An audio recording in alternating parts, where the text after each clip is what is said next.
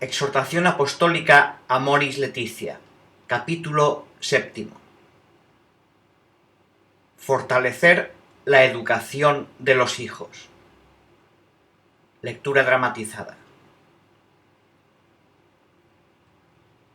Los padres siempre inciden en el desarrollo moral de sus hijos, para bien o para mal.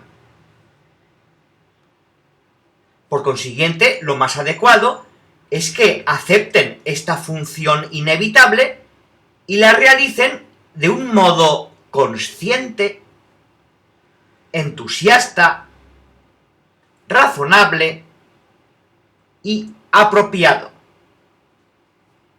Ya que esta función educativa de las familias es tan importante y se ha vuelto muy compleja, quiero detenerme especialmente en este punto. ¿Dónde están los hijos? La familia no puede renunciar a ser lugar de sostén, de acompañamiento, de guía, aunque deba reinventar sus métodos y encontrar nuevos recursos. Necesita plantearse a qué quiere exponer a sus hijos. Para ello, no se debe dejar de preguntarse quiénes se ocupan de darles diversión y entretenimiento. ¿Quiénes entran en sus habitaciones a través de las pantallas? ¿A quiénes los entregan para que los guíen en su tiempo libre? ¿Solo los momentos que pasamos con ellos, hablando con sencillez y cariño de las cosas importantes? ¿Y las posibilidades sanas que creamos para que ellos ocupen su tiempo permitirán evitar una nociva invasión? Siempre hace falta una vigilancia. El abandono nunca es sano. Los padres deben orientar y prevenir a los niños y adolescentes para que sepan enfrentar situaciones donde puede haber riesgos. Por ejemplo, de agresiones, de abuso o de drogadicción. Pero la obsesión no es educativa y no se puede tener un control de todas las situaciones por las que podría llegar a pasar un hijo. Aquí vale el principio de que el tiempo es superior al espacio. Es decir, se trata de generar procesos más que de dominar espacios. Si un padre está obsesionado por saber dónde está su hijo y por controlar todos sus movimientos, solo buscará dominar su espacio. De ese modo, no lo educará, no lo fortalecerá, no lo preparará para enfrentar los desafíos. Lo que interesa, sobre todo, es generar en el hijo, con mucho amor, procesos de maduración de su libertad, de capacitación, de crecimiento integral, de cultivo de la auténtica autonomía. Solo así, ese hijo tendrá en sí mismo los elementos que necesita para saber defenderse y para actuar con inteligencia y astucia en circunstancias difíciles. Entonces, la gran cuestión no es dónde está el hijo físicamente, con quién está en este momento, sino dónde está en un sentido existencial, dónde está posicionado desde el punto de vista de sus convicciones, de sus objetivos, de sus deseos, de su proyecto de vida. Por eso, las preguntas que hago a los padres son: ¿intentamos comprender dónde están los hijos realmente en su camino? ¿Dónde está realmente su alma? ¿Lo sabemos? Y sobre todo, ¿queremos saberlo?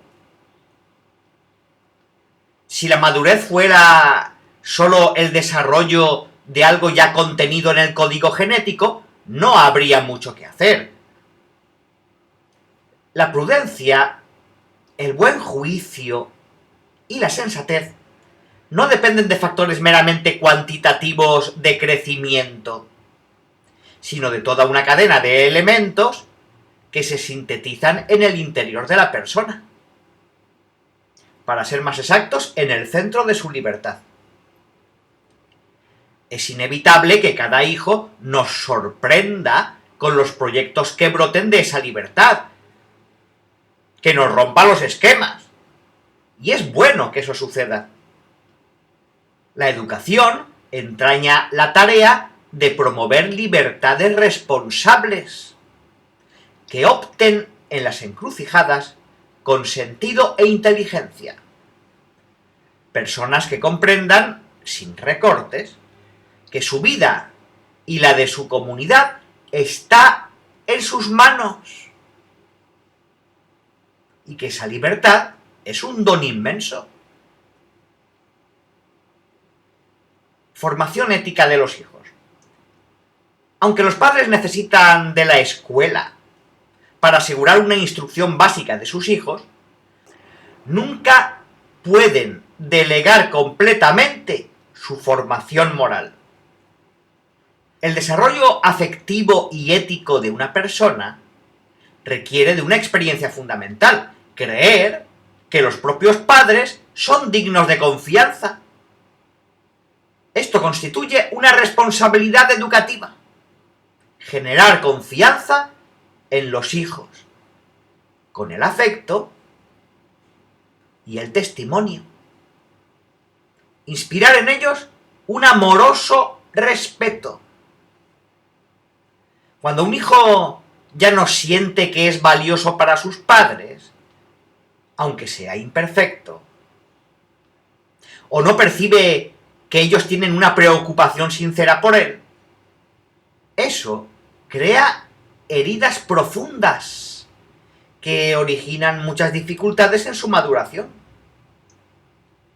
Esa ausencia, ese abandono afectivo, provoca un dolor más íntimo que una eventual corrección que reciba por una mala acción. La tarea de los padres incluye una educación de la voluntad y un desarrollo de hábitos buenos e inclinaciones afectivas a favor del bien. Esto implica que se presenten como deseables comportamientos a aprender e inclinaciones a desarrollar. Pero siempre se trata de un proceso que va de lo imperfecto a lo más pleno. El deseo de adaptarse a la sociedad, o el hábito de renunciar a una satisfacción inmediata para adaptarse a una norma y asegurarse una buena convivencia, es ya en sí mismo un valor inicial que crea disposiciones para trascender luego hacia valores más altos. La formación moral debería realizarse siempre con métodos activos y con un diálogo educativo que incorpore la sensibilidad y el lenguaje propio de los niños. Además, esta formación debe realizarse de un modo inductivo, de tal manera que el hijo pueda llegar a descubrir por sí mismo la importancia de determinados valores, principios y normas. en lugar de imponérselos como verdades irrefutables. Para obrar bien, no basta juzgar adecuadamente o saber con claridad qué se debe hacer, aunque esto sea prioritario. Muchas veces somos incoherentes con nuestras propias convicciones, aun cuando sean sólidas. Por más que la conciencia nos dicte determinado juicio moral, en ocasiones tienen más poder otras cosas que nos atraen. Si no hemos logrado que el bien captado por la mente se arraigue en nosotros como profunda inclinación afectiva,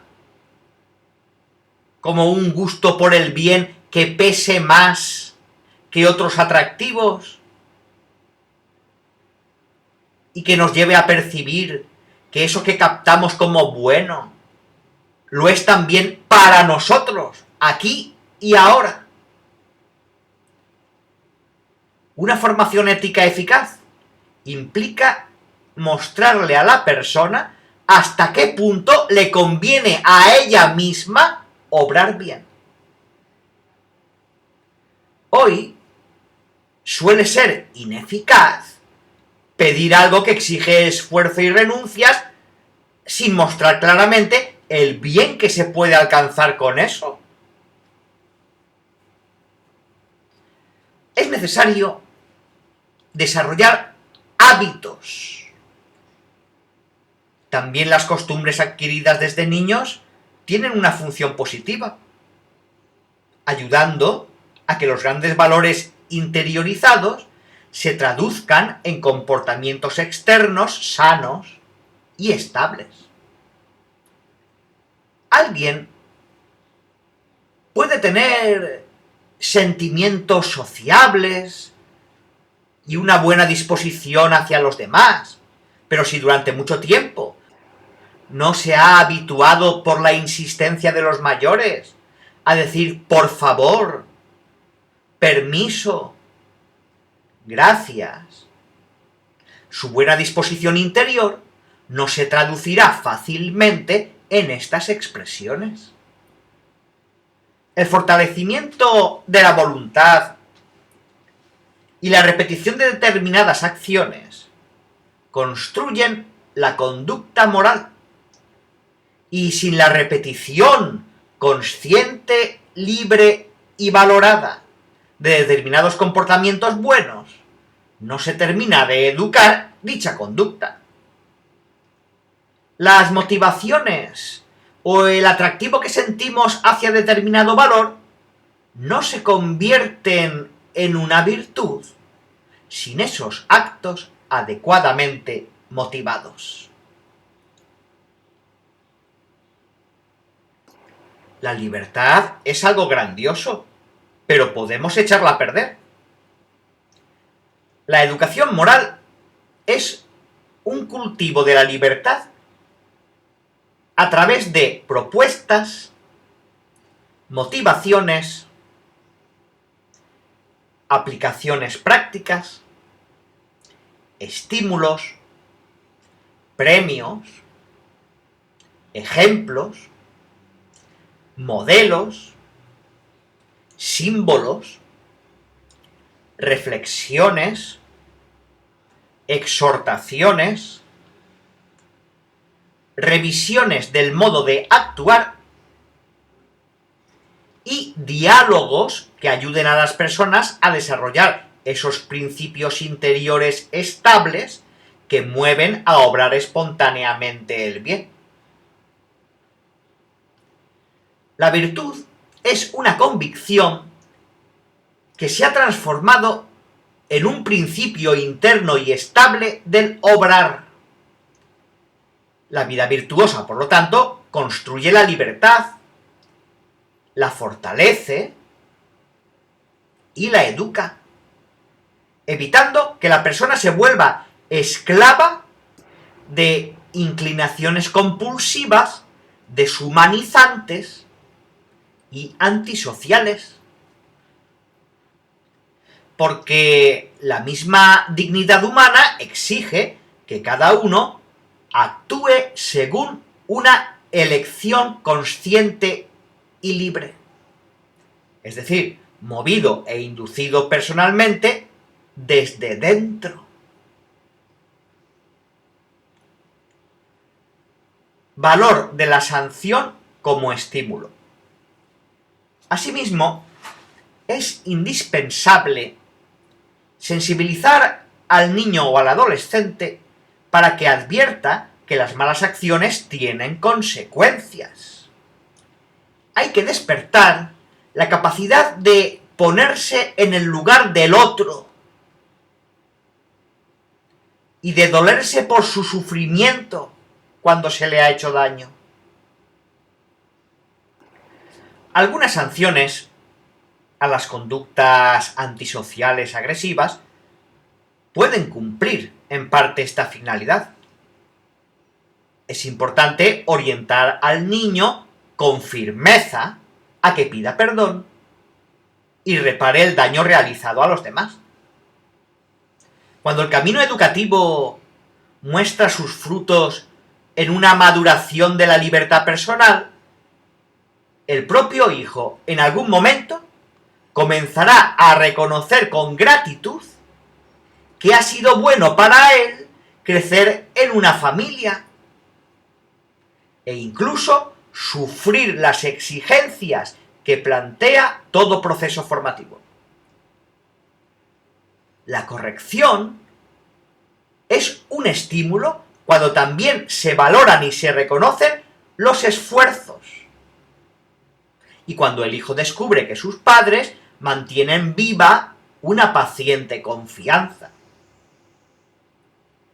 Un niño corregido con amor se siente tenido en cuenta, percibe que es alguien, advierte que sus padres reconocen sus posibilidades.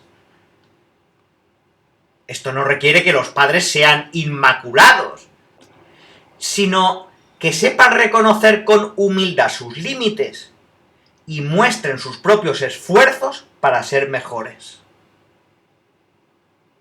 Pero uno de los testimonios que los hijos necesitan de los padres es que no se dejen llevar por la ira. El hijo que comete una mala acción debe ser corregido, pero nunca como un enemigo o como aquel con quien se descarga la propia agresividad. Además, un adulto debe reconocer que algunas malas acciones tienen que ver con la fragilidad y los límites propios de la edad. Por eso, sería nociva una actitud constantemente sancionatoria que nos ayudaría a advertir la diferente gravedad de las acciones y provocaría desánimo e irritación. Padres, no exasperéis a vuestros hijos. Efesios 6:4, Colosenses 3:21. Lo fundamental es que la disciplina no se convierta en una mutilación del deseo, sino en un estímulo para ir siempre más allá. ¿Cómo integrar disciplina con inquietud interior? ¿Cómo hacer para que la disciplina sea límite constructivo del camino que tiene que emprender un niño y no un muro que lo anule o una dimensión de la educación que lo acompleje? Hay que saber encontrar un equilibrio entre dos extremos igualmente nocivos. Uno sería pretender construir un mundo a medida de los deseos del hijo, que crece sintiéndose sujeto de derechos, pero no de responsabilidades. El otro extremo sería llevarlo a vivir sin conciencia de su dignidad, de su identidad única y de sus derechos, torturado por los deberes y pendiente de realizar los deseos ajenos.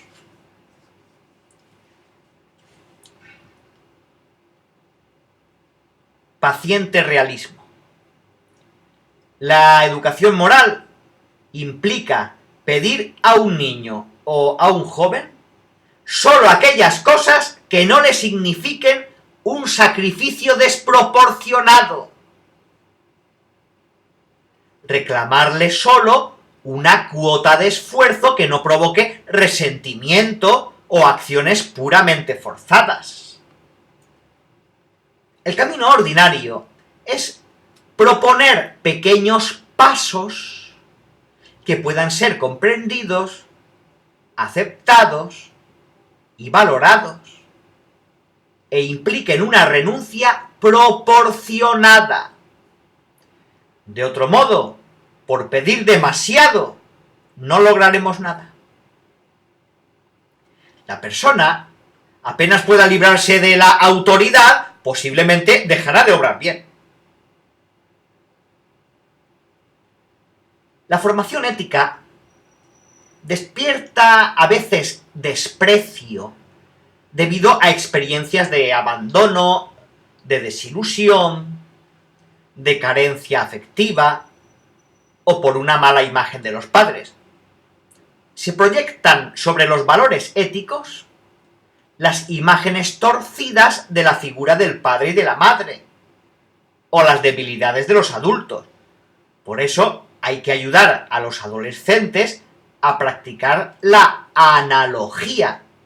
Los valores están realizados especialmente en algunas personas muy ejemplares, pero también se realizan imperfectamente y en diversos grados. A la vez, puesto que las resistencias de los jóvenes están muy ligadas a malas experiencias, es necesario ayudarles a hacer un camino de curación de ese mundo interior herido, de manera que puedan dar un paso para comprender y reconciliarse con los seres humanos y con la sociedad. Cuando se proponen valores, hay que ir poco a poco, avanzar de diversas maneras de acuerdo con la edad y con las posibilidades concretas de las personas, sin pretender aplicar metodologías rígidas e inmutables. Los aportes valiosos de la psicología y de las ciencias de la educación muestran la necesidad de un proceso gradual en la consecución de cambios de comportamiento. Pero también la libertad requiere cauces y estímulos, porque abandonarla a sí misma no garantiza la maduración. La libertad concreta, real, es limitada y condicionada. No es una pura capacidad de elegir el bien con total espontaneidad. No siempre se distingue adecuadamente entre acto voluntario y acto libre. Alguien puede querer algo malo con una gran fuerza de voluntad, pero a causa de una pasión irresistible o de una mala educación. En ese caso, su decisión es muy voluntaria. No contradice la inclinación de su querer, pero no es libre, porque se le ha vuelto casi imposible no optar por ese mal. Es lo que sucede con un adicto compulsivo a la droga. Cuando la quiere, lo hace con todas sus ganas. Pero está tan condicionado que por el momento no es capaz de tomar otra decisión. Por lo tanto, su decisión es voluntaria, pero no es libre. No tiene sentido dejar que elija con libertad, ya que de hecho no puede elegir. Y exponerlo a la droga solo aumenta la dependencia. Necesita la ayuda de los demás y un camino educativo. La vida familiar como contexto educativo. La familia es la primera escuela de los valores humanos, en la que se aprende el buen uso de la libertad. Hay inclinaciones desarrolladas en la niñez que impregnan la intimidad de una persona y permanecen toda la vida, como una emotividad favorable hacia un valor o como un rechazo espontáneo de determinados comportamientos. Muchas personas actúan toda la vida de una determinada manera porque consideran valioso ese modo de actuar que se incorporó en ellos desde la infancia, como por ósmosis. A mí me enseñaron así. Eso es lo que me inculcaron. En el ámbito familiar, también se puede aprender a discernir de manera crítica los mensajes de los diversos medios de comunicación. Lamentablemente, muchas veces, algunos programas televisivos o ciertas formas de publicidad inciden negativamente y debilitan valores recibidos en la vida familiar. En este tiempo en el que reinan la ansiedad y la prisa tecnológica, una tarea importantísima de las familias es educar para la capacidad de esperar. No se trata de prohibir a los chicos que jueguen con los dispositivos electrónicos, sino de encontrar la forma de generar en ellos la capacidad de diferenciar las diversas lógicas y de no aplicar la velocidad digital a todos los ámbitos de la vida. La postergación no es negar el deseo, sino diferir su satisfacción. Cuando los niños o los adolescentes no son educados para aceptar que algunas cosas deben esperar, se convierten en atropelladores que someten todo a la satisfacción de sus necesidades inmediatas y crecen con el vicio del quiero y tengo. Este es un gran engaño que no favorece la libertad, sino que la enferma. En cambio, cuando se educa para aprender a posponer algunas cosas y para esperar el momento adecuado, se enseña lo que es ser dueño de sí mismo, autónomo ante sus propios impulsos. Así, cuando el niño experimenta que puede hacerse cargo de sí mismo, se enriquece su autoestima. A su vez, esto le enseña a respetar la libertad de los demás. Por supuesto que esto no implica exigirles a los niños que actúen como adultos, pero tampoco cabe menospreciar su capacidad de crecer en la maduración de una libertad responsable. En una familia sana, este aprendizaje se produce de manera ordinaria por las exigencias de la convivencia. La familia es el ámbito de la socialización primaria, porque es el primer lugar donde se aprende a colocarse frente al otro, a escuchar, a compartir, a soportar, a respetar, a ayudar, a convivir. La tarea educativa tiene que despertar el sentimiento del mundo y de la sociedad como hogar, Es una educación para saber habitar más allá de los límites de la propia casa.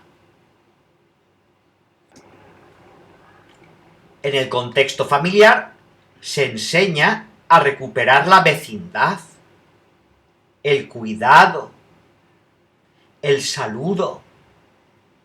Allí se rompe el primer cerco del mortal egoísmo para reconocer que vivimos junto a otros, con otros que son dignos de nuestra atención, de nuestra amabilidad, de nuestro afecto.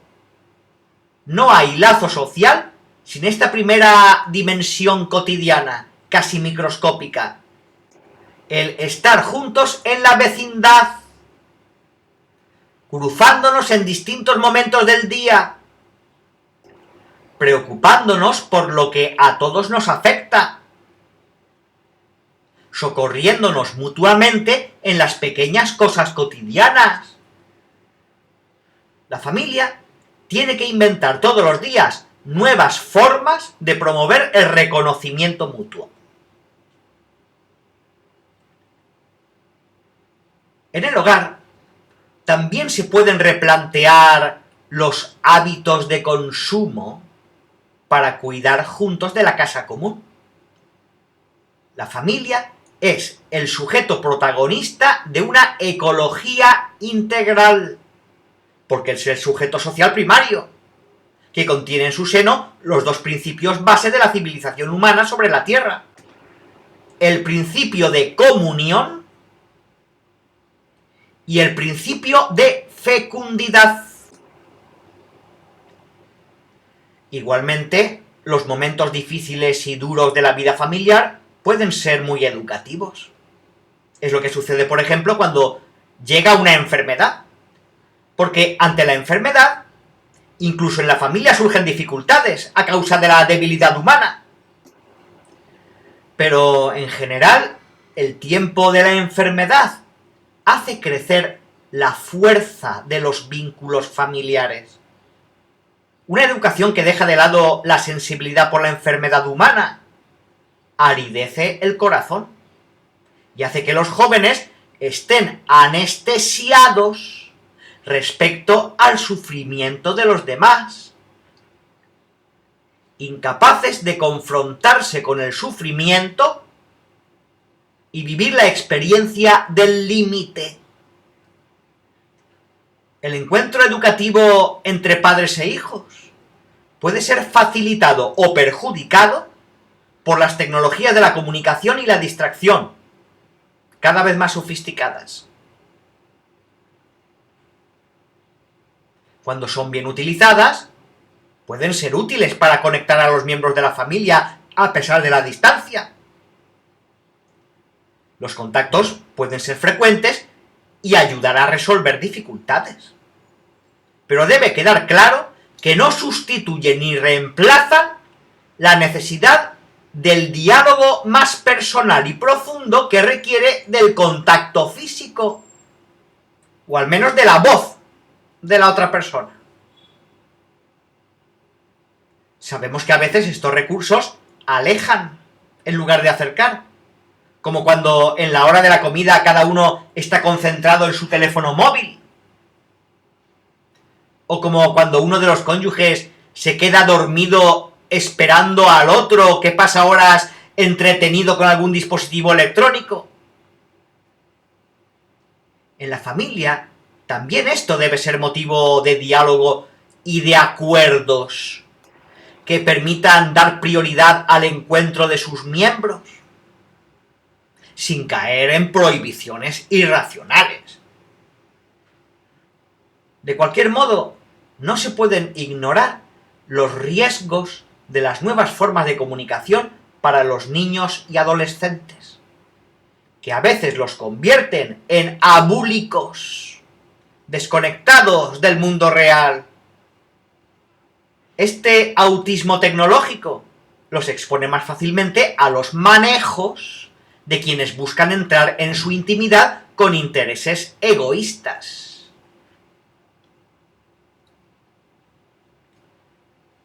Tampoco es bueno que los padres se conviertan en seres omnipotentes para sus hijos, que solo puedan confiar en ellos, porque así impiden un adecuado proceso de socialización y de maduración afectiva.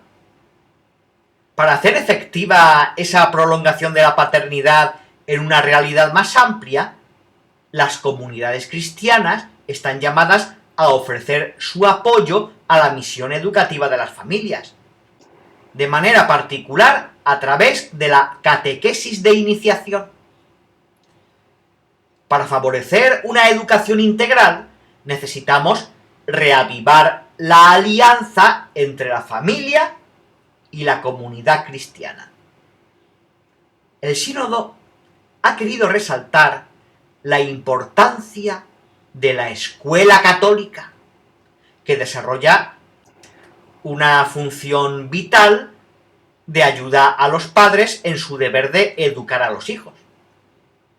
Las escuelas católicas deberían ser alentadas en su misión de ayudar a los alumnos a crecer como adultos maduros, que pueden ver el mundo a través de la mirada de amor de Jesús y comprender la vida como una llamada a servir a Dios. Para ello, hay que afirmar decididamente la libertad de la Iglesia de enseñar la propia doctrina y el derecho a la objeción de conciencia por parte de los educadores. Sí a la educación sexual. El Concilio Vaticano II planteaba la necesidad de una positiva y prudente educación sexual que llegue a los niños y adolescentes conforme avanza su edad y teniendo en cuenta el progreso de la psicología, la pedagogía y la didáctica. Deberíamos preguntarnos si nuestras instituciones educativas han asumido este desafío. Es difícil pensar la educación sexual en una época en que la sexualidad tiende a banalizarse y a empobrecerse. Solo podría entenderse en el marco de una educación para el amor, para la donación mutua. De esa manera, el lenguaje de la sexualidad no se ve tristemente empobrecido, sino iluminado. El impulso sexual puede ser cultivado en un camino de autoconocimiento y en el desarrollo de una capacidad de autodominio, que pueden ayudar a sacar a la luz capacidades preciosas de gozo y de encuentro amoroso. La educación sexual brinda información, pero sin olvidar que los niños y los jóvenes no han alcanzado una madurez plena. La información debe llegar en el momento apropiado y de una manera adecuada a la etapa que viven. No sirve saturarlos de datos sin el desarrollo de un sentido crítico ante una invasión de propuestas, ante la pornografía descontrolada y la sobrecarga de estímulos que pueden mutilar la sexualidad. Los jóvenes deben poder advertir que están bombardeados por mensajes que no buscan su bien y su maduración. Hace falta ayudarles a reconocer y a buscar las influencias positivas, al mismo tiempo que toman distancia de todo lo que desfigura su capacidad de amar. Igualmente, debemos aceptar que la necesidad de un lenguaje nuevo y más adecuado se presenta especialmente en el tiempo de presentar a los niños y adolescentes el tema de la sexualidad. Una educación sexual que cuide un sano pudor tiene un valor inmenso, aunque hoy algunos consideren que es una cuestión de otras épocas.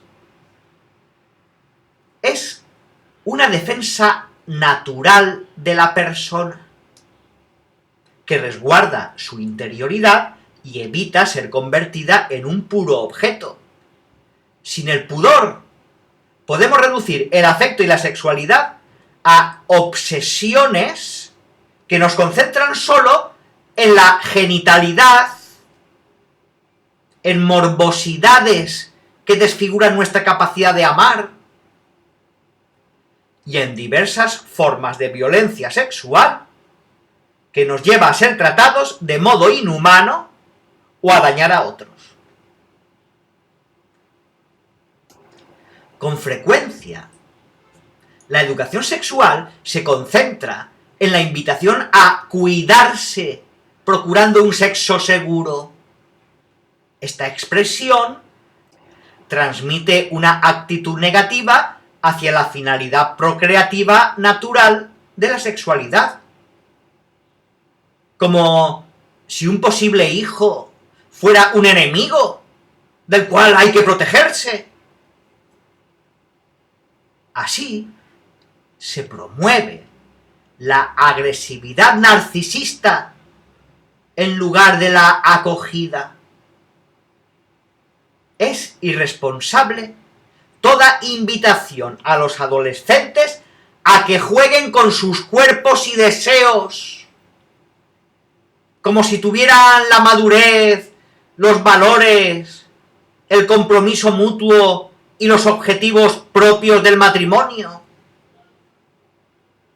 De ese modo se los alienta, alegremente, a utilizar a otra persona como objeto de búsquedas compensatorias de carencias o de grandes límites. Es importante, más bien, enseñarles un camino en torno a las diversas expresiones del amor,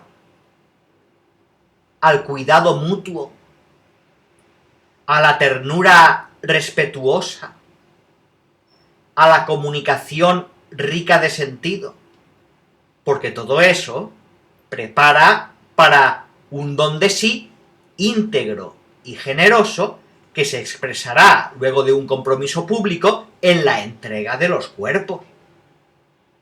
La unión sexual en el matrimonio aparecerá así como signo de un compromiso totalizante, enriquecido por todo el camino previo.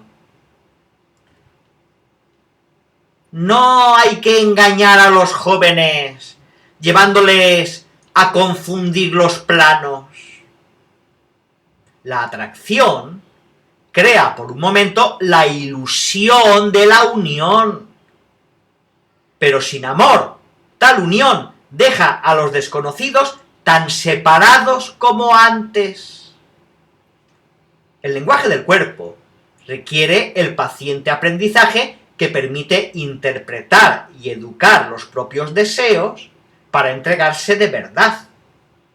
Cuando se pretende entregar todo de golpe, es posible que no se entregue nada.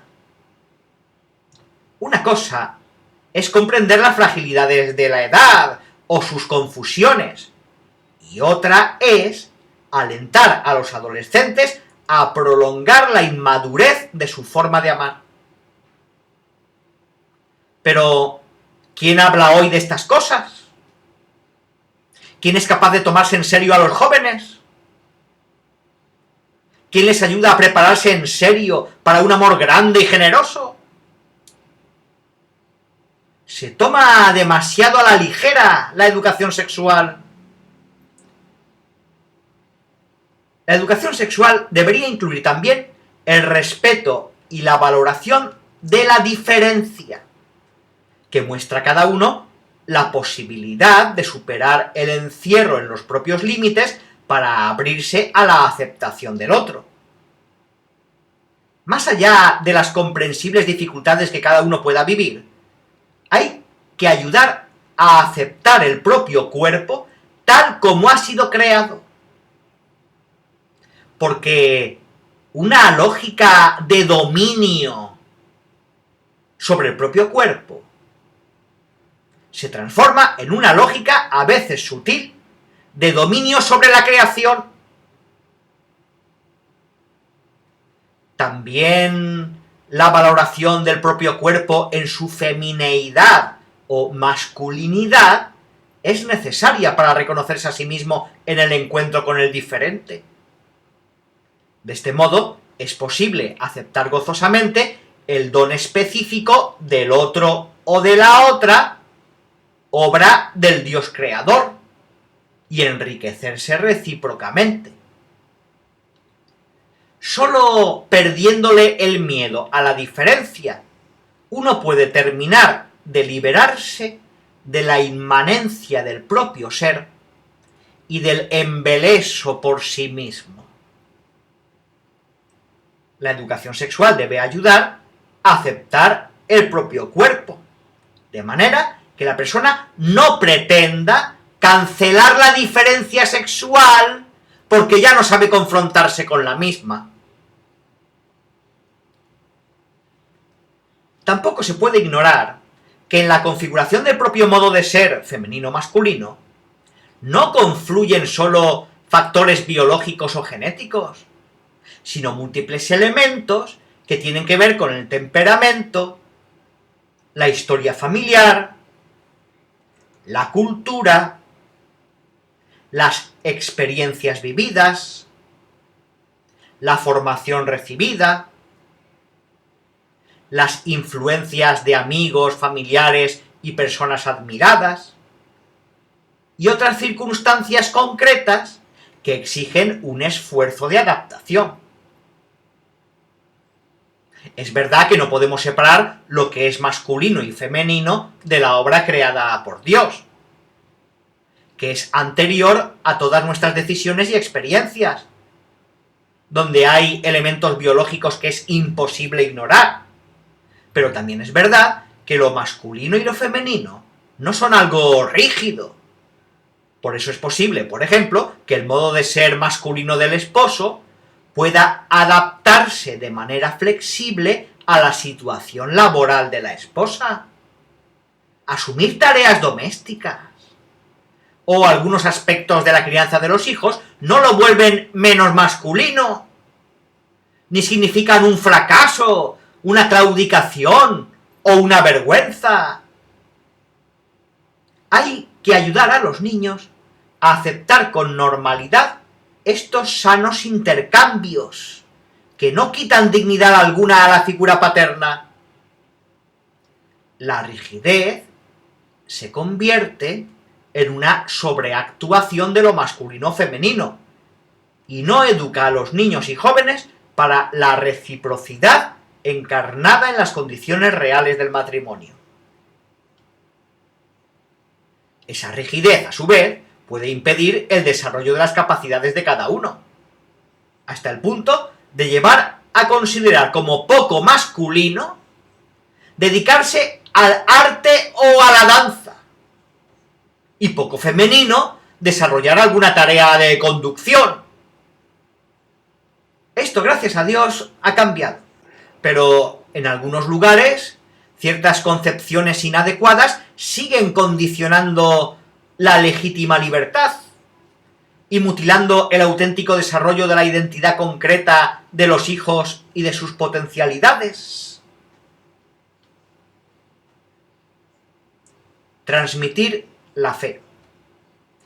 La educación de los hijos debe estar marcada por un camino de transmisión de la fe, que se dificulta por el estilo de vida actual, por los horarios de trabajo, por la complejidad del mundo de hoy, donde muchos llevan un ritmo frenético para poder sobrevivir.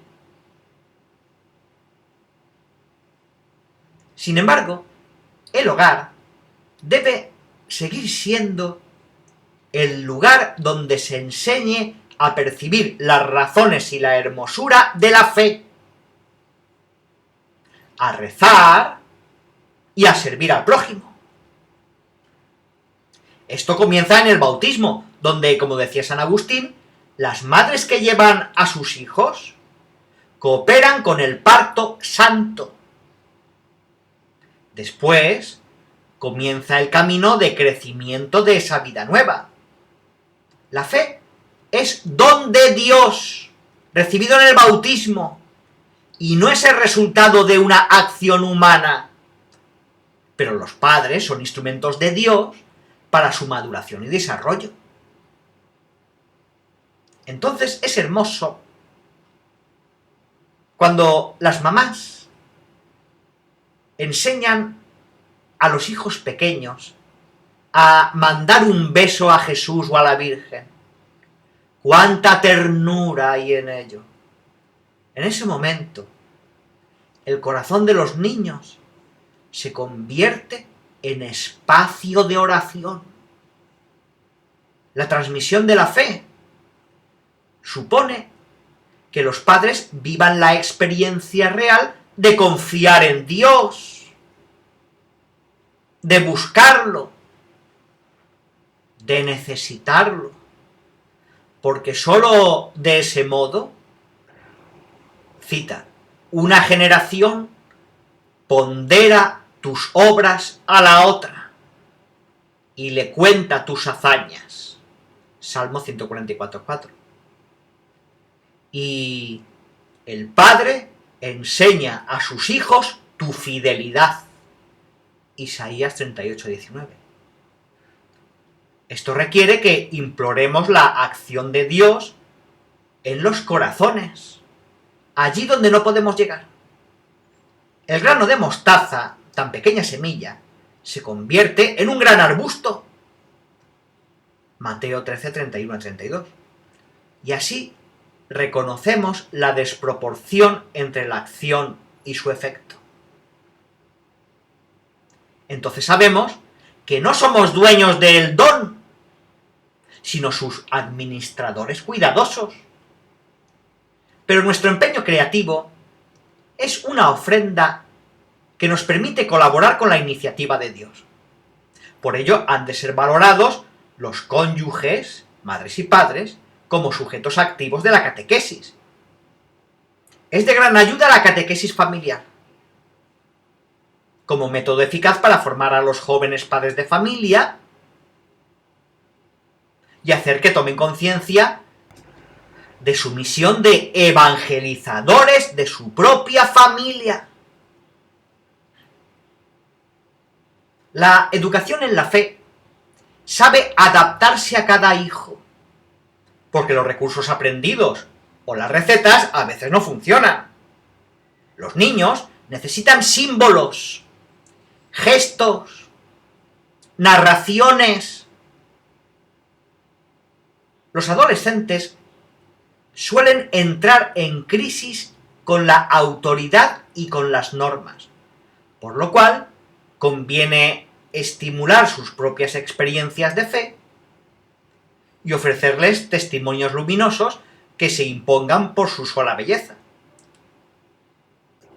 Los padres que quieren acompañar la fe de sus hijos están atentos a sus cambios, porque saben que la experiencia espiritual no se impone, sino que se propone a su libertad.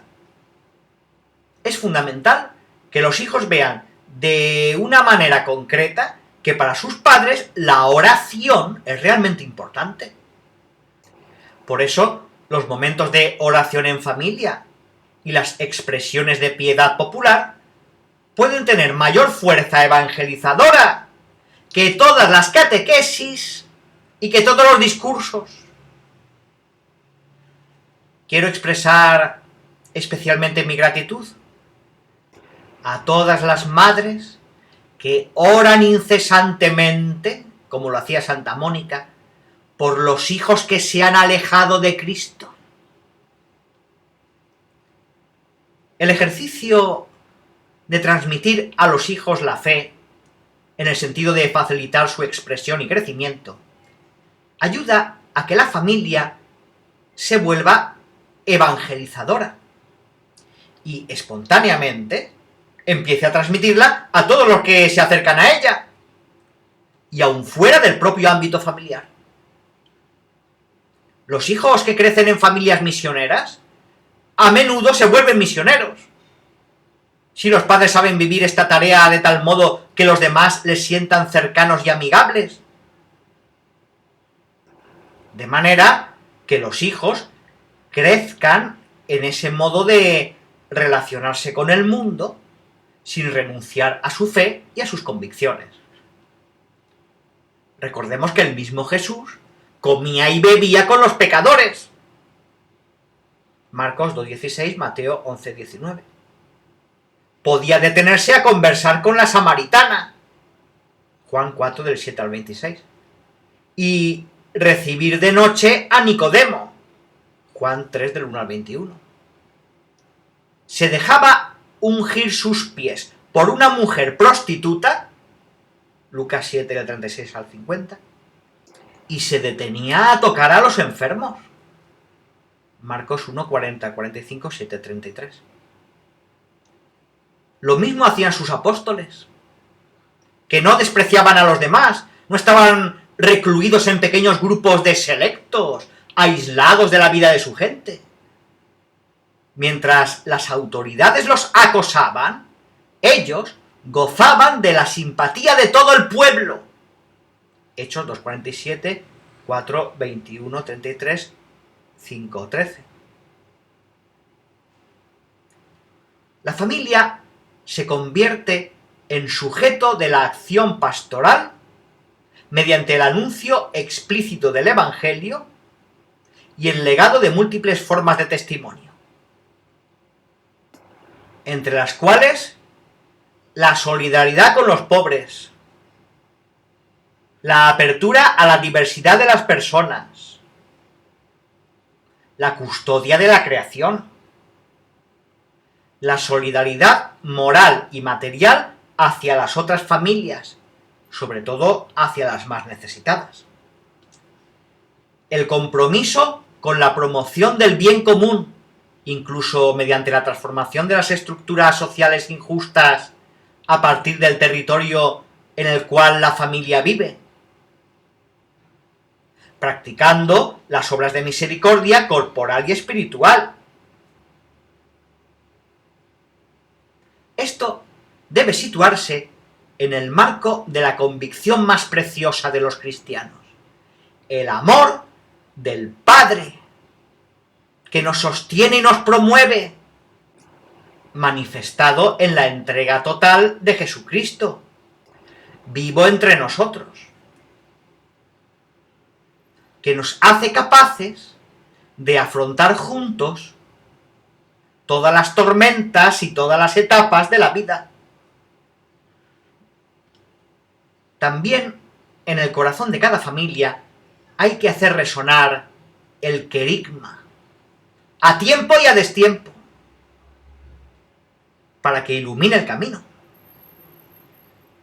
Todos deberíamos ser capaces de decir, a partir de lo vivido en nuestras familias, hemos conocido el amor que Dios nos tiene. Primera de Juan 4:16. Solo a partir de esta experiencia, la pastoral familiar podrá lograr que las familias sean a la vez iglesias domésticas y fermento evangelizador en la sociedad.